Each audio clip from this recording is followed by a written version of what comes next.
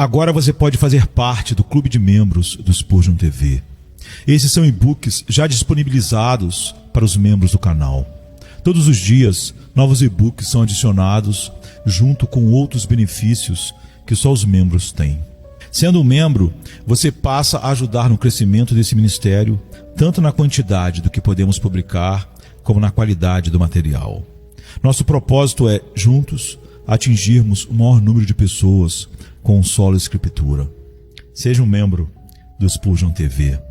Eu vejo os seus caminhos e o sararei, e o guiarei, e lhe tornarei a dar consolação, a saber, aos seus pranteadores. Isaías 57, verso 18.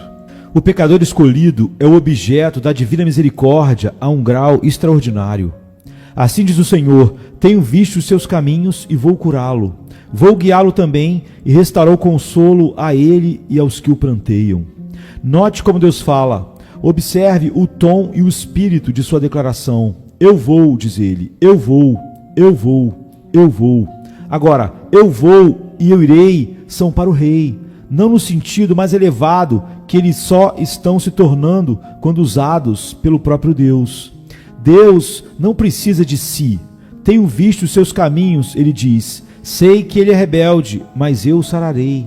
Sei como ele está doente, pois desde o alto da cabeça até a sola dos pés não há nada além de contusões e chagas podres, mas vou curá-lo. Ele fala como Deus, vou. Não há nenhuma condição expressa e não há talvez ou mais. Ele não diz, se ele for, não. Quando Deus diz, eu vou, o homem será feito disposto. Esteja certo disso. Ele não diz, eu vou se alguém quiser fazer parte disso. Não, mas eu vou. O Senhor sabe como, sem violar a vontade humana, o que ele nunca faz, influenciar e mudar o coração do homem com pleno consentimento contra a sua própria vontade. Eu sempre gosto de pensar se há ou não alguém salvo pelo evangelho que eu prego, mas não depende deles. O Senhor disse, o meu povo se apresentará voluntariamente no dia do meu poder. Existe um poder maior do que a vontade humana, qualquer que seja o poder que possa haver neste. E certamente há um grande poder, de outra forma, o homem seria Deus e a vontade do homem seria onipotência. O Senhor sabe como, por artes sagradas da maravilhosa graça soberana, fazer a vontade do homem corpulento se render à sua vontade perfeita.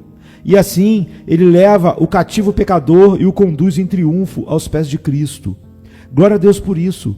Se a salvação dos homens dependesse da sua vontade e não da graça proveniente de Deus, da graça soberana, sempre para os pecadores que não a querem, não haveria uma única alma em toda a nossa raça que seria salva.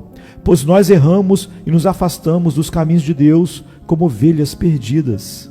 E se Deus esperasse até que viéssemos a Ele de nós mesmos, iria esperar em vão e para sempre. Não, o bom pastor vai atrás da ovelha, segue-a, acompanha, apodera-se dela, lança sobre os seus ombros e a leva para casa com regozijo. Nós bendizemos essa poderosa graça soberana que não parou de nos procurar, não por nossa causa, mas nos procurou.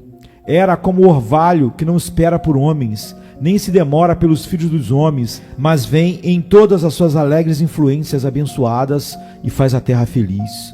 Ó poderosa graça de Deus, venha dessa forma, e esta multidão de pobres pecadores, sem cis, mais ou condições. Observe que esta foi a única coisa boa que poderia ser feita com Israel. Havia dois cursos possíveis. Aqui está Israel inclinado sobre o pecado. Aqui está um Deus irado contra o pecado e odiando com todo o seu coração. Israel pode ser destruído. Essa é uma questão fácil. O Senhor tem apenas que chamar inundações, incêndios, fome, febre ou a guerra para varrer a nação para longe. Mas Ele é cheio de amor e o julgamento é a sua obra estranha. O que deve ser feito então? Ele deve corrigi-los ou acabar com eles. Um dos dois. Não pode deixá-los continuar como estão. O que há de acontecer? A destruição ou a salvação? Ele olha para eles e diz, vou sará-los. Isso é o que eu vou fazer. Não posso aceitar que continuem procedendo assim. É isso que Deus faz quando Ele elege. Começarei a trabalhar neles como um médico faz em um paciente doente. Embora seja um caso perdido, vou trazer o meu amor onipotente para suportar este sujo, leproso, apodrecido, pecador repugnante, e eu vou fazê-lo limpo, puro e amável. Vou curá-lo. Não posso deixá-lo em meu universo tal como está, porque ele espalha a infecção ao redor, contamina o meu santuário, profana o meu dia santo, polui o ar que respira. Ele deveria padecer por continuar neste caminho. O que devo fazer com ele? Eu não vou destruí-lo, mas vou curá-lo. Ó, a maravilha da divina misericórdia! Você não sabe que este é apenas o Espírito que o Senhor Jesus cria no coração dos seus servos realmente consagrados em relação aos ímpios e aos caídos? Aqui estão eles neste mundo. Não podemos deixá-los de fora. Lamentamos muito quando a majestade da lei requer a destruição de uma única vida culpada. O que devemos fazer então com a classe criminosa, com homens depravados e as mulheres caídas? O que devemos fazer com canibais e pagãos? Em nome de Deus, devemos curá-los com a bendita medicina que nos curou. John Williams ouviu sobre Arremanga. O que havia em Arremanga para induzi-lo a ir para lá? Eles eram uma espécie esperançosa de pessoas? Não, eles eram canibais hediondos, devoravam os homens. Será que eles iriam receber o Sr. Williams quando ele chegasse lá? Será que eles o ouviriam com respeito? Não, as probabilidades eram de que ele não escaparia com vida. O que aquele missionário devotado sentia? Ele disse: essas pessoas precisam de mim e para elas eu irei além de todos os outros. E assim foi. Williams, no desembarque em Arromanga, acabou morrendo. É um tipo fraco de Jesus vindo ao mundo ímpio e sem graça. Não porque não havia nada de bom nele, mas porque não havia nada de bom, seja o que for. Não porque eles iriam acolhê-lo, mas porque eles estavam tão caídos que iriam crucificá-lo. A pecaminosidade do homem provocou a necessidade da vinda de um Salvador, e por isso mesmo Jesus veio. Ele disse: eu não vim chamar os justos, mas os pecadores ao arrependimento. Eu vim como médico, e o médico não tem nada a ver com o saudável. Meu negócio é com o doente, e vim por isso, para lidar com as almas enfermas de pecado. Que coisa maravilhosa! Deus deve encarar o pecado e dizer: vejo tudo e odeio tudo isso, mas pretendo sarar o pecador que eu escolher e levantá-lo de sua degradação. Que o Senhor possa dizer isso a você, querido, se você ainda está morto no pecado. Agora observe como o Senhor coloca a sua mão a trabalhar. Ele cura o pecado como uma doença. Não pode olhá-lo de qualquer outra luz sem destruir os homens. Ele diz: estas minhas criaturas não me amam. Elas estão doentes em suas mentes, então vou curá-las. Elas não veem beleza em meu filho, estão cegas. Vou abrir-lhes os olhos. Assim, misericordiosamente, rastreando o nosso pecado à sua causa, o Senhor manifesta a sua graça soberana e cura as doenças da nossa natureza. E bendito seja Deus, Ele sabe tudo sobre a doença que nós sofremos. Como diz o texto: tenho visto os seus caminhos. Ó pecador, você não terá de dizer a Deus os sintomas de sua queixa. Ele tem visto os seus caminhos. Ele viu direto através do seu coração. E não há nenhum médico que possa lidar com o paciente como o homem que conhece a constituição do paciente e sabe seus hábitos e conhece toda a sua história secreta. Deus sabe de tudo isso, e porque sabe disso, Ele mesmo, com o conhecimento infinito, diz: eu vou curá-lo. Quem, senão Ele, saberia o suficiente para ser capaz de curar um pecador de todos os pecados que se escondem dentro dele? E Deus, de fato, cura pecadores soberanamente. Ouvimos a conversa comum das pessoas no mundo. Esses pastores evangélicos pregam a salvação para os pecadores. O que é isso, se não incentivar o pecado? Os senhores que fazem a observação geralmente não são particularmente doces em si. No entanto, não vamos dizer nada sobre isso. Apesar de ser uma coisa estranha ouvir as acusações contra a moral do evangelho de cavalheiros cuja moralidade própria não é do tipo mais delicada. Ainda assim, temos uma resposta melhor. Suponha-se que foi aberto um hospital para combater a febre.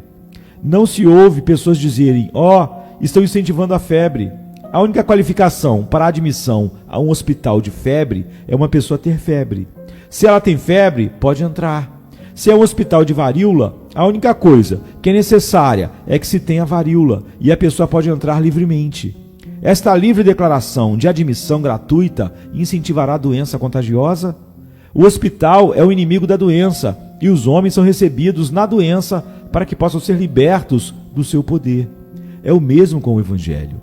Jesus Cristo é capaz de tomar o pecador muito mais vil e salvá-lo, e promover a moralidade da melhor maneira, não a imoralidade. O que é a salvação? Jesus Cristo cura as pessoas da doença do pecado, isto é, ele lança fora o pecado, muda sua mente, renova seu coração e as faz odiar o pecado que uma vez amaram e as leva a buscar a santidade que uma vez desprezaram.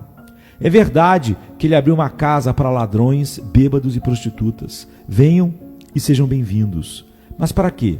Para que o pecador que entra trate de não mais ser um bêbado, em não mais ser um ladrão, em não mais ser impuro. Para este objetivo é o culpado convidado a vir a Cristo, para que ele possa ter seu coração renovado. Ele não está chamando o pecador para que ele possa ter suas feridas pútridas, ligadas e com pele coberta com alguma coisa da Madame Raquel que podem esconder o mal, mas que a gangrena possa ser cortada, a úlcera possa ser removida e que o câncer terrível possa ser rasgado pela raiz e tirado. Isto é para que o Evangelho é e o que Jesus Cristo proclama. Ele não cobre o mal, ele cura o mal, ele remove. Ele não é um paliativo para os efeitos do mal, ele vence o mal. Se você deseja ser curado da praga do pecado, ele pode e vai curá-lo por sua crença nele. Ele diz: tenho visto os seus caminhos e os sararei. Ó, que sua infinita misericórdia faça mais do que convidá-lo, que ele possa obrigá-lo a entrar de acordo com a sua mensagem na ceia real. Sai pelos caminhos e valados e força-os a entrar, para que a minha casa se encha, como está em Lucas 14, 23. Que sua infinita misericórdia o obrigue a vir. Em seguida o texto diz: e o guiarei.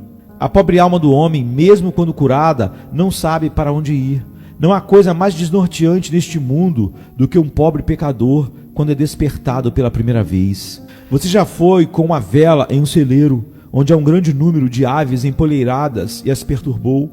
Você viu como elas se arremessam aqui e ali, sem saberem por qual caminho voar? A luz as confunde. Assim é quando Cristo vem para os pobres pecadores. Eles não sabem para onde ir. Eles veem um pouco, mas a própria luz os confunde. Agora o Senhor amoroso chega e diz: eu o guiarei.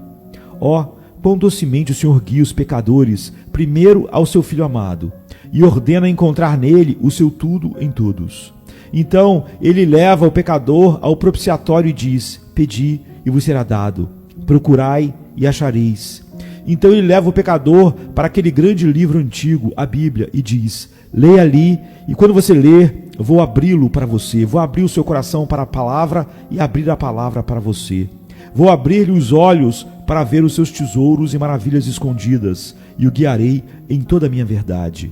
Venha, ele diz, vou levá-lo mais longe, vou guiá-lo em sua vida diária. Vou guiá-lo a respeito de como agir entre os ímpios. Sim, vou guiá-lo nas veredas da justiça por amor do meu nome. Agora, não é muito maravilhoso que Deus guie homens que anteriormente não seriam guiados, homens que durante anos seguiram o seu próprio caminho e resistiram a tudo que seus juízos e providências poderiam fazer para transformá-los? Sim, ele diz: eu os guiarei, porque eu os transformarei. E é maravilhoso quão prontamente os homens serão conduzidos quando a graça soberana de Deus renová-los. Eu vi o homem valente que costumava insultar a Cristo e seu povo tornar-se um bebê na graça. A ideia de sempre ir a um local de culto, especialmente de um tipo divergente, o deixaria temperamental. Ele cuspiu no chão e amaldiçoou a simples menção de uma coisa dessas. E ainda aquele homem se tornou o mais sério dos cristãos. O próprio homem que sai e traz outros, e amou a Cristo mais do que muitos que nasceram e foram criados no meio do Evangelho. O Senhor pode fazer uma pequena criança guiar um leão, e pode fazer o rebelde mais obstinado, suave e sensível, além dos outros. Ouvi um homem orar uma vez em uma reunião de oração, e ele gritava e santificava em um grau tão horrível que não gostei da sua oração nem um pouco. Um amigo perguntou-lhe, algum tempo depois, sobre o que o fez fazer um barulho tão terrível em oração. Por quê? Ele disse. Eu só fui convertido há muito pouco tempo. Sou o capitão de um navio e usei a tempestade e a raiva para ir aos marinheiros. E agora, quando chego aquecido, não posso ajudar a fazer barulho. Começo a gritar e santificar como fiz antes, quando servia ao diabo. Quando ouvi isso, eu disse: bem, Espero que ele continue com isso. Gosto de ver o mesmo zelo manifestado na causa de Deus que o homem está acostumado a usar em outras coisas quando ele está realmente aquecido. Muitas vezes, vemos pessoas que foram mais fervorosas contra Cristo tornarem-se mais fervorosas para ele. Saulo de Tarso foi um deles. Não há exemplo melhor. Ele estava extremamente furioso contra Cristo e ninguém podia detê-lo, até que o Senhor diz: tenho visto os seus caminhos e eu o sararei. Soberanamente, Deus fez isso. Paulo não o buscava, Paulo o odiava. Em 3 dias, fez uma cura perfeita em seus olhos. Mas eu não acho que ele levou 3 minutos para fazer a parte essencial da cura em sua alma. Ele estava tão cheio de inimizade a Cristo como sempre o seu coração pôde estar, mas no momento em que a luz brilhou, ele caiu do seu cavalo e ouviu a voz: Saulo, Saulo, por que me persegues? Ele respondeu: quem és tu, Senhor? E a resposta é: eu sou Jesus, a quem tu persegues. O homem é mudado em menos tempo que é necessário para dizer: tudo é feito. E o profeta continua: e lhe tornarei a dar consolação. Deus começa derrubando nossos consolos. Tira o conforto que uma vez tivemos em nossa falsa paz e nos faz lamentar pelo pecado, mas depois de um tempo restaura a consolação para nós. Que tipo de consolação? A consolação do perdão perfeito, a consolação da aceitação completa. O pai dá um beijo quente no rosto da criança e que é a consolação da adoção. Considerando que éramos herdeiros da ira, tornamo-nos herdeiros do céu, temos a consolação da esperança. Nós recebemos a consolação da comunhão diária, pois são admitidas para falar com Deus e para nos aproximar dele. A consolação de uma segurança perfeita, pois somos levados a sentir que, se vivermos ou morrermos, não importa, estamos seguros nos braços de Jesus. A consolação de uma perspectiva abençoada além da sepultura, na terra vindoura, onde os caramanchões nunca murcham. A consolação de saber que todas as coisas cooperam para o bem. A consolação de ter os anjos como nossos servidores e o céu a nossa casa. Eu vou restaurar o conforto para eles e tudo isso. Tudo isso com o homem de quem diz: te abateste até o inferno. Todas essas consolações para ele. Uma coroa no céu para quem, se não por misericórdia soberana, tinha sido condenado no inferno. A harpa de música eterna para as mãos que uma vez se deliciaram na música lasciva. Novas músicas em glória para os lábios que uma vez usaram o juramento blasfemo. A presença de Jesus é a semelhança de Jesus para aqueles que muitas vezes rolaram na lama como bêbados, ou foi para o pior lamaçal com o impuro e o imundo. Proclame isso. Proclame aos pecadores mais desesperados que, se eles quiserem apenas voltar, seu Pai Celestial irá recebê-los em nome de Jesus. Vá em frente e proclame isso nos cantos de suas ruas. Vá e proclame isso nas cavernas e covil de ladrões. Proclame isso nas prisões, sim, mesmo na cela do condenado pior da Inglaterra. Vá para os portões do inferno e diga isso para cada alma que está deste lado do poço de Tofete e ainda fora do seu fogo eterno. Que se o ímpio apenas abandonar seus caminhos e o homem maligno os seus pensamentos e se converterem ao Senhor, ele terá misericórdia dele e nosso Deus é rico em perdoar. Anuncie isto a si mesmo, pobre pecador, que treme quando eu falo. Você que de bom grado afunda no chão por causa do seu senso de pecado, seu pai vem encontrá-lo. Se você não abraçá-lo, a culpa é sua, não dele. Sua voz fala e diz: venha e seja bem-vindo, venha e seja bem-vindo. Querido filho meu, venha a mim. Como diz o hino, da cruz do Calvário, quando o Salvador se dignou a morrer, os conducentes sons que ouço, entesourando em meus ouvidos arrebatados, a obra redentora do amor é feita. Venha e bem-vindo, pecador, venha. Ó graça de Deus, traga os grandes pecadores por causa de Jesus Cristo. Amém, queridos. Amém. Venha se cansado estás, e eu descanso darei.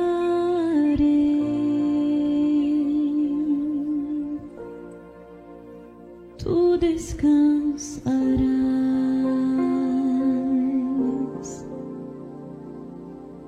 Venha a mim se não tens paz.